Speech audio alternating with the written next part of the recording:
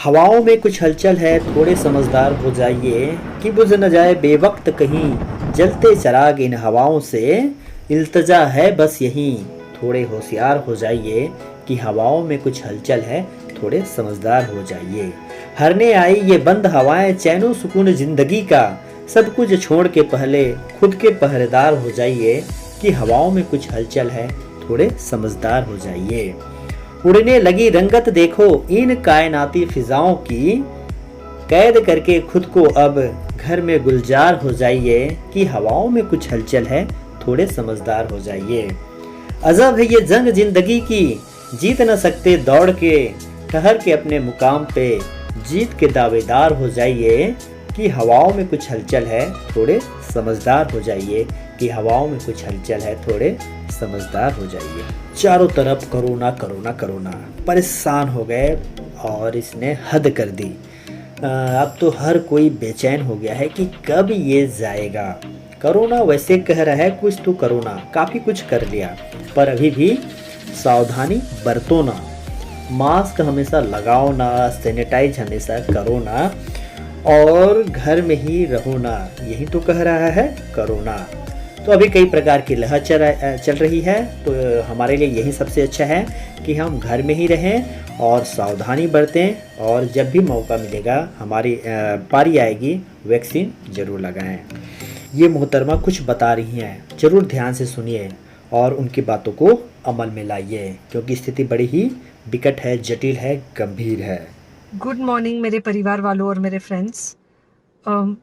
बहुत सारे डॉक्टर्स की तरह मैं भी बहुत परेशान हूँ, इसलिए मुझे लगा कि शायद मैं आपको अगर कुछ कुछ चीज़ें बताना चाहती हूँ, और मैं शायद अगर ये बताऊँगी और अगर आप लोग सेफ रहोगे तो I might be at more peace. जैसे आपको सबको पता है कि बॉम्बे की हालत तो बहुत ख़राब है, और धीरे धीरे बहुत सारे शहरों की और बहुत सारे स्टेट्स, इवन टाउन्स की हालत ख़राब होते जा रही है। बॉम्बे की हालत तो इतनी ख़राब है कि हमारे हॉस्पिटल्स में आईसीयू बेड्स वेटिंग पे है, पेशेंट्स के लिए बेड्स नहीं है। It's a very very helpless, यानी मुझे इतना हेल्पलेस और लाचार कभी फील नहीं हुआ है। We have to literally manage patients at home with oxygen, and this is not something we are enjoying. So I really, really want all of you to follow a few things that I really am requesting you to follow.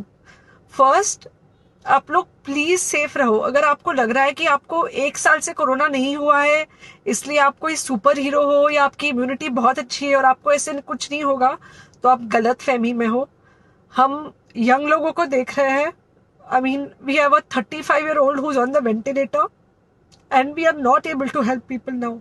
So we do not want, we really don't want any of you to be in that situation. So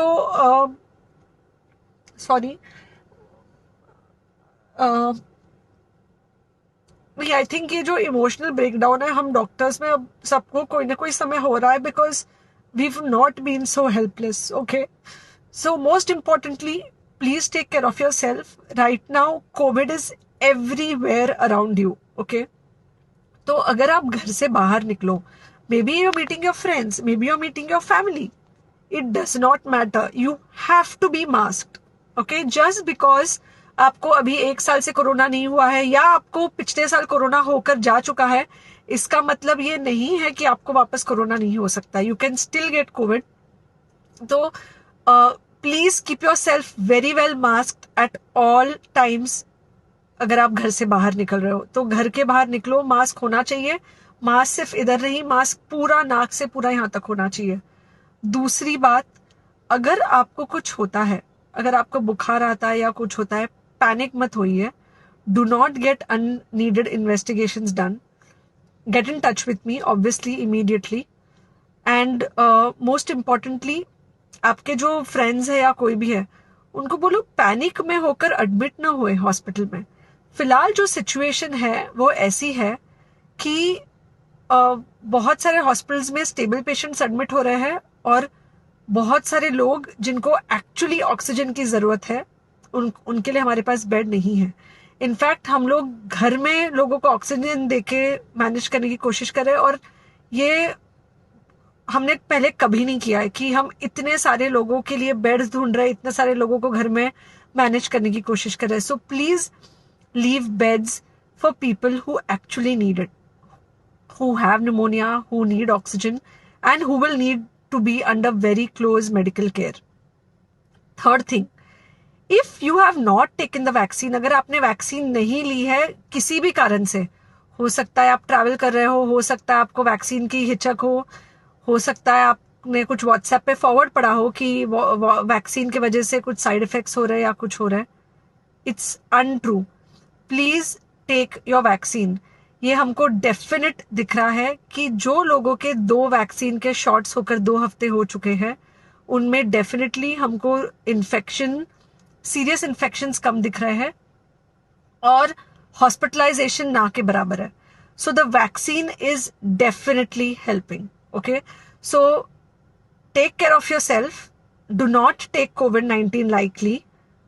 Please pray for the people in the hospital, and please pray for the families and the caretakers of all these people in the hospital.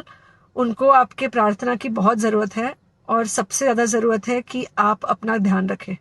Okay, and बस घर पे रहो. आप कुछ हफ्तों तक सिर्फ घर पे रहो, जब तक हम ये सिचुएशन ऐसे हैंडल कर सके कि हम एटलीस्ट कुछ हो जाए तो हम हॉस्पिटल में पेशेंट्स को ले सके. फिलहाल हालत ऐसी है कि डॉक्टर्स और डॉक्टर्स के रिलेटिव्स को भी नहीं मिल रहा है बेड. तो आप सोचिए कि it's an absolutely helpless situation. Okay, I think अगर हम सब इतना ध्यान रखेंगे, we will definitely come through this second wave very well.